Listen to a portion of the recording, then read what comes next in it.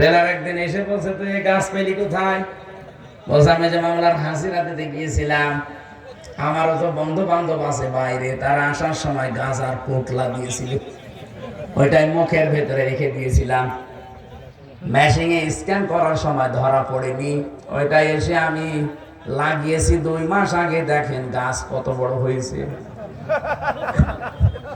জেলার তো হিন্দু দেবদুলাল, ও তো আর জান্নাত জাহান্নাম বিশ্বাস করে না। তখন বলছে, আরে শয়তান, তুই গাঁজা খাওয়ার কারণে পুলিশে ধরে তোরে জেলে দিল, আর তুই গাঁজার গাছ লাগিয়েছিস ভেতরে, তোরে তো স্বর্গে দেওয়া লাগবে।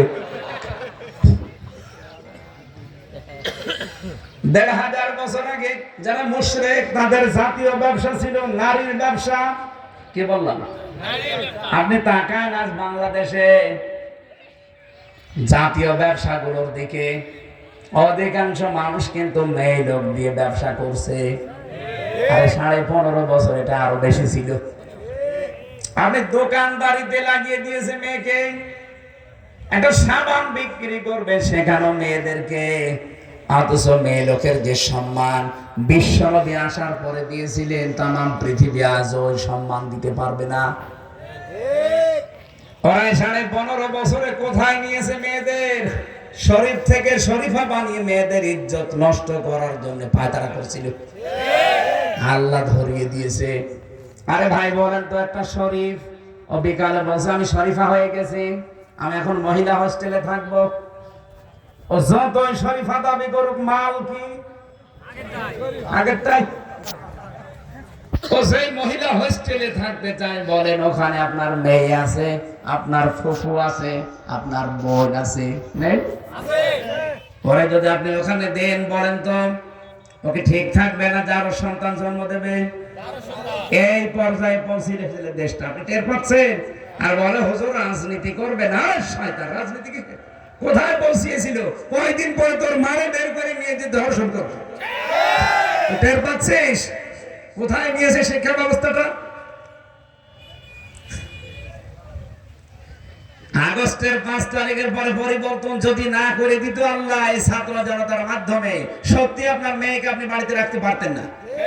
কারণ ওই শয়তান 3 দিন পরে এসে বলতো আমি শরীফা, শরীফ না। কারণ আদালত কর্তৃপক্ষ পাশ করিয়ে নিত, কারণ আদালত সব ওদের হাতে। আপনি কি মনে করছেন বিচার ব্যবস্থা?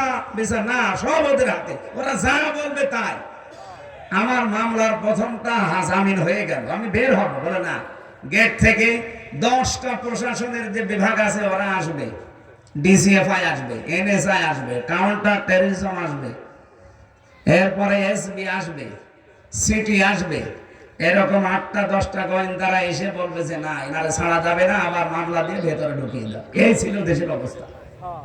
আর আপনি এখন বলছেন কোরআন হাদিস, কোরআন হাদিস আপনি বসবেন? কোরআন হাদিস বলবো?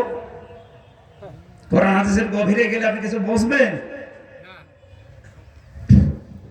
ওই জামানায় জাতীয় নেতা কয়জন? জাতীয় নেত্রী, জাতীয় ব্যবসা আর গোত্র এলাকায় যারা, এই গোত্রপতি ছিল 42 জন। আমি সারা বাংলাদেশের সাথে মিলান হয়তো 42 জন হবে না, আর একটু বেশি হয়ে যাবে। 64 জেলা থেকে যদি 64 জন ধরেন, ওই জামানায় 42 জন, এই জামানায় নেই 64 জন। ওদের যে কাজকর্ম, আরে 15.5 বছরের কাজকর্ম পুরাটা মিলে গেছে। আমি আগে পড়তাম আইএমএ জাহিলিয়াতের যুগ, আরে 15.5 বছর ওরা বানিয়েছে আওয়ামী জাহিলিয়াতের যুগ। আইএমএ আর আওয়ামী শব্দ দুইটা পাশাপাশি না, কাজও একই। ওরা 15টা কাজ করেছিল আবু জেহেল ওই জামানায়।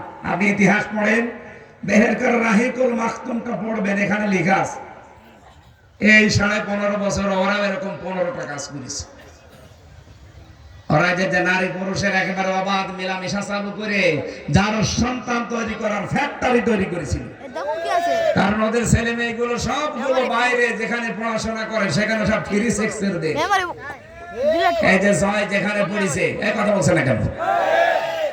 ও বিয়েও করেছে এই জন্য এরকম মহিলা। কেন এ দেশে মুসলমান মেয়ে নেই? আপনি একটা মুসলমানের ছেলে, হাজারো মুসলমানের মেয়ে বিয়ে হয় না, এখানে 2-4টা একসাথে বিয়ে করা যায় না? আপনার মায়ের যা বাবার যা আছে আপনি তো 4টা বিয়ে করতে পারেন, মুসলমান 4টা মেয়ে না, একটাও পছন্দ হয়নি, হয়েছে চামড়া কটা। আল্লাহ ইশারা ওর বউ ওরে ছেড়ে দিয়ে চলে গেছে। ওই জামানায় তো নবীজি আবার নবুয়তির দায়িত্ব পালন করার পর জিন্দাবাতি কাজ আরম্ভ করেছিলেন। সবচাইতে বেশি বাধা দিয়েছিল ওই জামানায় ওই 42 জন নেতা। আমি বাংলাদেশের দিকে ওই 15.5 বছরের 3 বছর আমি ভেতরে, আমি জানি না, বাকি 12 বছর তো জানি। আমি দেখেছি সবচাইতে বেশি বাধা দিয়েছে কিছু নেতা গোছের মানুষেরা। কোরআনে কারিমের কথা প্রচার করতে গেলে ওদের বাধা। কেন? আমি কেসে আমার বাবার কথা তুলে ধরছি যে আমার বাবা এরকম নবী ছিল, আমার দাদা নবীর বাবা ছিল, বলেছি কোনোদিন? কোরআনের কথা তুলতে হলে তো ঐতিহাসিক প্রেক্ষাপটগুলো নিয়ে আসা লাগে, ওইটাই তো বলার চেষ্টা চালাচ্ছিলাম। আজ কত মানুষ মেয়েদের